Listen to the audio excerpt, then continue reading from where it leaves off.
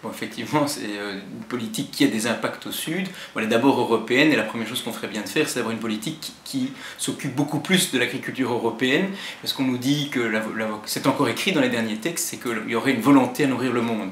C'est un peu à mourir de rire d'entendre dans des textes officiels que la politique agricole européenne a comme vocation de nourrir le monde, alors qu'on ne se nourrit pas même nous-mêmes. Il y a une énorme dépendance, dramatique dépendance de l'Union européenne vis-à-vis des pays du Sud.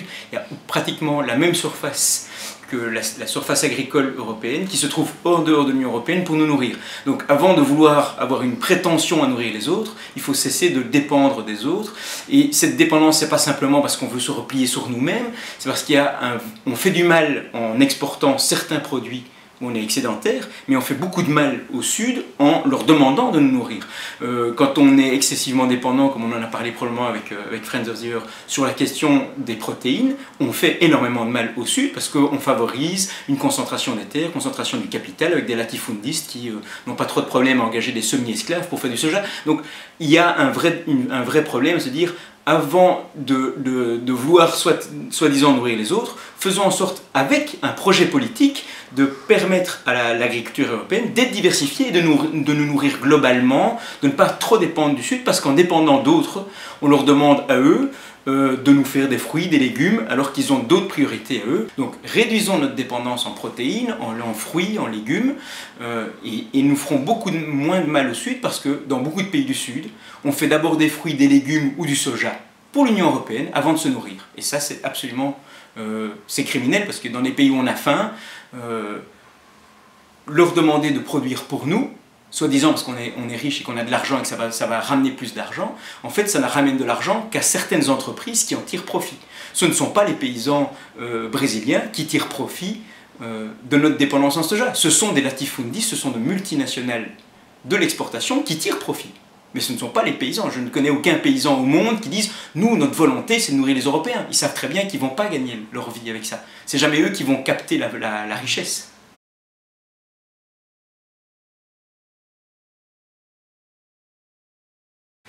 Il se situe sûrement en amont. Il y a eu pendant très longtemps des ONG qui ont critiqué les subsides aux exportations. Alors c'est évidemment facile de montrer que les subsides aux exportations font des dégâts, puisqu'en diminuant artificiellement le prix des productions qu'on fait ici, qui sont ces prix largement inférieurs au coût de production, on fait des dégâts au Sud puisqu'on empêche des producteurs locaux de vivre de leur travail. Le problème, c'est qu'en se fixant sur ces subsides à l'exportation, on donne un grand coup de main à la Commission, qui a beau jeu de dire « mais on a tous d'abord les subsides d'exportation qui faisaient plus de 50% du budget européen, on est à quelques pourcents aujourd'hui, donc ils ont dit on a fait un énorme effort, donc tout va très bien, rentrez chez vous », alors qu'en fait, dans la réalité, aujourd'hui, d'autres subsides peuvent faire autant de dégâts que les subsides d'exportation. Donc on donne un coup de main assez facile à la Commission qui en fait dans la réalité n'a pas résolu le problème.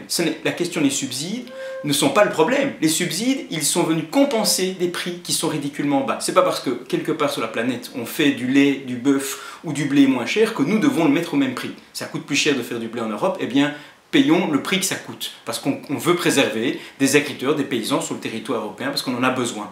Alors, plutôt que de critiquer les subsides de manière générale, il faut se dire, faisons en sorte de ne pas surproduire, puisque forcément lorsqu'on surproduit dans certains produits, je vous dis, on est globalement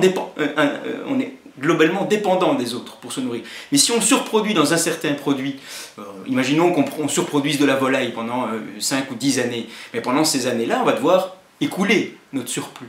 Et là, on va faire des dégâts. Donc on peut se dire... faisons en sorte de réguler notre production pour ne pas surproduire et justement produire là où nous sommes extrêmement dépendants. Donc il vaut mieux réguler la production agricole en termes de volume, de quantité, plutôt que de jouer avec des subsides.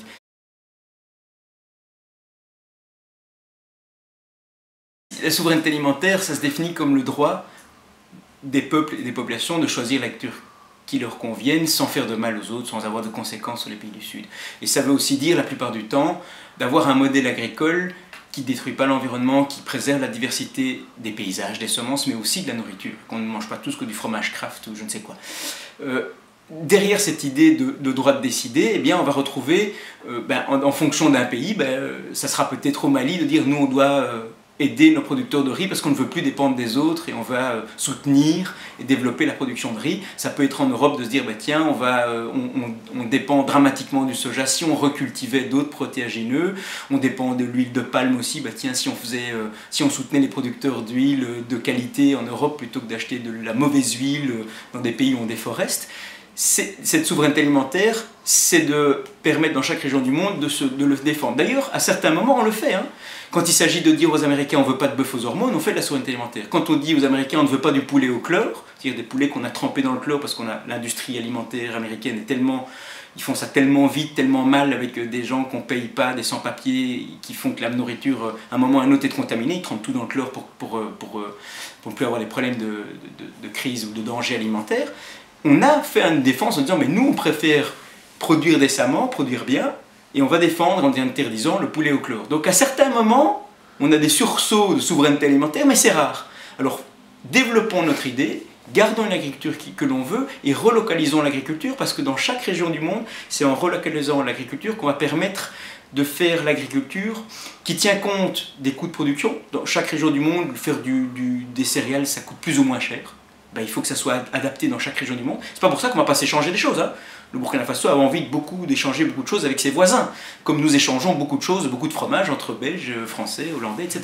Donc souveraineté alimentaire, ça n'interdit pas les échanges, mais ça veut dire qu'on va développer un projet où on va relocaliser parce que ça permet de tenir compte de l'environnement, du climat. Demain, les changements climatiques qui ont déjà commencé fait qu'on n'a pas intérêt à avoir une seule semence de maïs, mais des semences de maïs, de céréales qui sont adaptées et sélectionnées par les paysans et pas par des soi-disant scientifiques qui croient avoir tout compris dans leur labo, dans chaque région du monde, de produire des semences qui sont adaptées. Donc la souveraineté alimentaire, ça rentre en opposition beaucoup avec l'Organisation mondiale du commerce qui propose un modèle, alors que la planète elle est très diversifiée, donc c'est des modèles, des façons de produire, des prix différents et des priorités différentes. Si dans certains endroits du monde ça sera sortir de la dépendance sur les céréales, dans d'autres ça pourrait être se dire on va limiter notre surproduction dans tel ou tel secteur. Voilà. Dans chaque région du monde, il y a des politiques. Et ça, c'est certainement pas l'OMC qu'on va le décider, c'est dans chaque parlement, dans chaque projet politique, avec les paysans, avec les acteurs, on va dire comment on va produire demain pour répondre à la demande de nos consommateurs,